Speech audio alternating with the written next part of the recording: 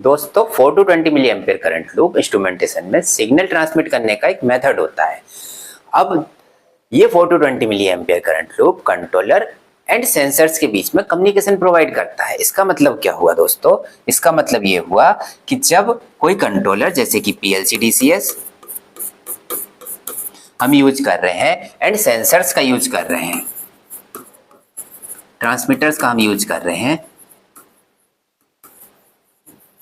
तो इन दोनों के बीच में जो कम्युनिकेशन हो रहा है उसके लिए हम 4 to 20 milliampere current loop का यूज कर रहे हैं। तो आज की वीडियो में हम 4 to 20 milliampere current loop को डिटेल में समझने वाले हैं। तो वीडियो आप लोगों के लिए बहुत ज़्यादा हेल्पफुल होने वाली है, वीडियो को बिल्कुल भी स्किप मत करना। देखिए दोस्तों, हम देखने वाले हैं 4 to 20 milliampere current loop. अब इसके नाम से ही सब कुछ क्लियर हो जाएगा। इसको हम 3 पार्ट में बांट लेते हैं, पहला, दूसरा एंड तीसरा। पहला, दूसरा एंड तीसरा। तो सबसे पहले 4 टू 20 मिली एम्पियर से शुरू करते हैं। 4 टू 20 मिली एम्पियर का मतलब क्या हो गया? एनालॉग। मतलब दोस्तों ये एनालॉग सिग्नल ट्रांसमिशन का एक सिस्टम होता है। एंड दूसरा हो गया करंट। लूप को भी बाद में देखेंगे। करंट मतलब डेटा, करंट की फॉर्म में ट्रांसमिट किया जा रहा है। यहाँ डेटा का क्या मतलब हो गया? कोई भी पैरामीटर जैसे कि प्रेशर, लेवल, टेम्परेचर, फ्लो, उसको हम करंट के फॉर्म में ट्रांसमिट कर रहे हैं। मान लीजिए ये कोई हम लेवल ट्रांसमीटर यूज कर रहे हैं, तो उस लेवल ट्रांसमीटर का डेटा हम करंट के फॉर्म में ट्रांसमिट करेंगे। करंट का मतलब एम्पियर या मिली एम्पियर, ठीक है। कोई प्रेशर ट्रांसमीटर हम यूज कर रहे हैं तो उसका डेटा हम करंट के फॉर्म में ट्रांसमिट करेंगे, ठीक है। अब 4 टू 20 मिली एम्पियर में दोस्तों 4 मिली एम्पियर का मतलब होता है जीरो रीडिंग या मिनिमम वैल्यू। अब इसमें बहुत कंफ्यूजन होता है कई सारे लोगों को। तो जैसे मान लीजिए हम ये वाला ट्रांसमीटर यूज कर रहे हैं एंड इसकी रेंज -5000 mmWc टू 0 हम ले रहे हैं। तो हम में से कुछ लोग क्या करते हैं कि 4 मिली एम्पियर हम इस 0 पर मान लेते हैं, क्योंकि 0 रीडिंग समझ में आती है, लेकिन ये वाली रीडिंग नहीं है, ये है मिनिमम वैल्यू। मिनिमम वैल्यू है -5000 mmWc। तो 4 मिली एम्पियर हमें यहां मिलेगा, ठीक है। एंड दोस्तों जो 20 मिली एम्पियर होगा उसका मतलब होगा अपर वैल्यू या मैक्सिमम वैल्यू।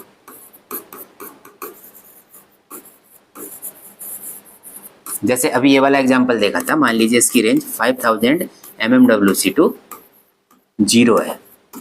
तो हम में से बहुत सारे लोग क्या करते हैं, 20 मिली एम्पियर हम यहाँ चेक करने लग जाते हैं, जबकि ऐसा नहीं है।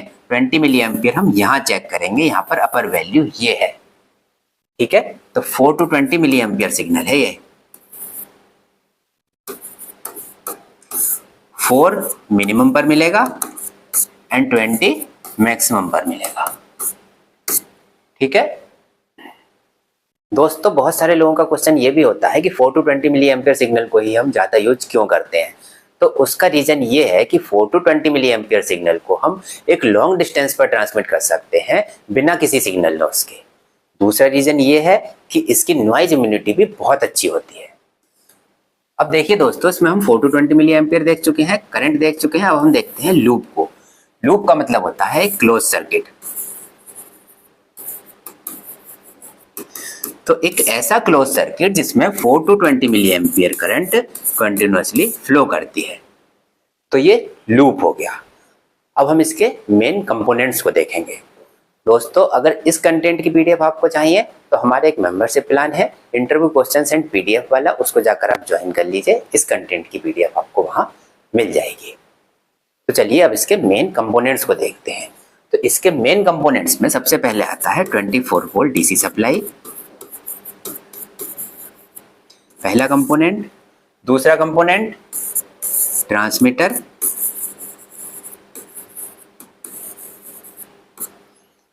ठीक है। तीसरा कंपोनेंट रिसीवर, या पीएलसी इंडिकेटर, जहां पर भी हम सिग्नल ले रहे हैं, ये वो हो गया। इसमें आता है वायर्स, जिनसे ये सिग्नल पूरा का पूरा कनेक्टेड होता है। 24 वोल्ट डीसी सप्लाई से चलेगा सिग्नल, ट्रांसमीटर और रिसीवर के थ्रू होता हुआ 24 वोल्ट डीसी सप्लाई में वापस चला जाएगा। एक तरह से इस तरह की लूप बन जाएगी, क्लोज लूप बन जाएगी। यहाँ से शुरू होकर सिग्नल यहीं पहुंच जाएगा, तो इसलिए हम इसको लूप बोलते हैं। एंड पांचवा होता है इसमें लोड रेजिस्टेंस, ये होता है 250 ओम का। ठीक है, ये भी बहुत जरूरी होता है। अब दोस्तों यहाँ ये क्वेश्चन बनता है कि ये लोड रेजिस्टेंस का यूज हम क्यों करते हैं, तो उसका रीजन ये है, जो ये पीएलसी डीसीएस एंड कंट्रोलर्स होते हैं, ये 1 to 5 वोल्ट सिग्नल को समझते हैं। तो इस 4 to 20 मिली एम्पियर सिग्नल को हम 250 ओम का रेजिस्टेंस लगाकर 1 to 5 वोल्ट सिग्नल में कन्वर्ट कर लेते हैं, इसलिए हम इस वाले रेजिस्टेंस का यूज करते हैं। अभी दोस्तों इसको एक डायग्राम से और अच्छे से समझेंगे तो वहां से आपको लूप पूरी तरह से समझ में आ जाएगा कि 24 वोल्ट डीसी सप्लाई से सिग्नल चल के किस तरह से पूरा एक लूप बन रहा है। दोस्तों अब ये देखते हैं कि ये 4 to 20 milliampere current loop कैसे काम करता है। तो सबसे पहले 24 वोल्ट डीसी सप्लाई ट्रांसमीटर को दी जाती है। ठीक है, ट्रांसमीटर कोई भी पैरामीटर को मेजर करता है, जैसे मान लीजिए टेम्परेचर को मेजर करेगा, ये वाला ट्रांसमीटर प्रेशर को मेजर करेगा। अब ये मान लीजिए टेम्परेचर को मेजर कर रहा है, ठीक है, और इसकी रेंज है 0 to 100 डिग्री सेल्सियस। मतलब 0 डिग्री सेल्सियस पर हमें 4 मिली एम्पियर मिलना चाहिए एंड 100 डिग्री सेल्सियस पर हमें 20 मिली एम्पियर मिलना चाहिए। ठीक है, ये ट्रांसमीटर मेजर करेगा पैरामीटर को। मान लीजिए इस समय टेम्परेचर जो स्क्रीन पर शो हो रहा है लगभग 50 डिग्री सेल्सियस है। ठीक है, तो ये मेजर करेगा एंड ये सिग्नल भेज देगा कंट्रोलर को। ठीक है, अब कंट्रोलर इसके द्वारा भेजे गए सिग्नल को रीड करेगा एंड स्काडा पर उसके अकॉर्डिंग टेम्परेचर शो कर देगा। या अगर हम पीआईडी कंट्रोलर यूज कर रहे हैं तो पीआईडी कंट्रोलर अपनी डिस्प्ले पर उसे शो कर देगा। मतलब अगर 50 डिग्री सेल्सियस टेम्परेचर है तब 12 मिली एम्पियर इसका आउटपुट जाएगा एंड उसके अकॉर्डिंग ये स्काडा पर 50 डिग्री सेल्सियस शो कर देगा। देखो दोस्तों, इस डायग्राम से आपको पूरी तरह समझ में आ जाएगा कि 4 to 20 मिली एम्पियर सिग्नल कैसे फ्लो होता है, किस तरह से। 24 वोल्ट डीसी सप्लाई है। अब इसके पॉजिटिव को ध्यान से देखना है, यहाँ से इसके पॉजिटिव को उठाकर ट्रांसमीटर से कनेक्ट कर दिया जाएगा एंड ये पॉजिटिव से कनेक्ट होगा। ठीक है, जब 24 वोल्ट डीसी सप्लाई का पॉजिटिव ट्रांसमीटर के पॉजिटिव पर पहुंचेगा तो ये ऑन हो जाएगा। ठीक है, एंड जो भी प्रेशर चल रहा होगा एंड जो भी प्रेशर उस समय प्रोसेस में होगा वो यहाँ पर इस डिस्प्ले पर शो होने लगेगा एंड ट्रांसमीटर का नेगेटिव, ठीक है, जाएगा पीएलसी पैनल में कनेक्ट हो जाएगा ये। ठीक है, पीएलसी पैनल में एआई वाली टीवी में जाके कनेक्ट हो जाएगा। ठीक, एंड 250 ओम के थ्रू बाद में ये फिर ये 24 वोल्ट डीसी सप्लाई के नेगेटिव से कनेक्ट हो जाएगा। ठीक है, तो सिग्नल 24 वोल्ट से ही चला और 24 वोल्ट पर ही पहुंच गया, तो एक तरह से ये क्लोज लूप बन गया, 24 से चलकर 24 पर ही पहुंच गया। अब यहां पर एक बात और देखना, बहुत ज्यादा क्वेश्चन पूछा जाता है इंटरव्यूज में कि 2 वायर सिग्नल क्या होता है। तो यहाँ पर 1 वायर एंड 2 वायर, 2 वायर है, तो 2 वायर्स अगर यूज हो रही हैं तो वो 2 वायर सिग्नल होता है। अब आप कमेंट बॉक्स में ये बताइए कि ये 4 वायर सिग्नल क्या होता है। अब देखिए दोस्तों, इस कंट्रोलर की जगह हम पीआईडी कंट्रोलर भी यूज कर सकते हैं, इस कंट्रोलर की जगह कोई हम इंडिकेटर भी यूज कर सकते हैं।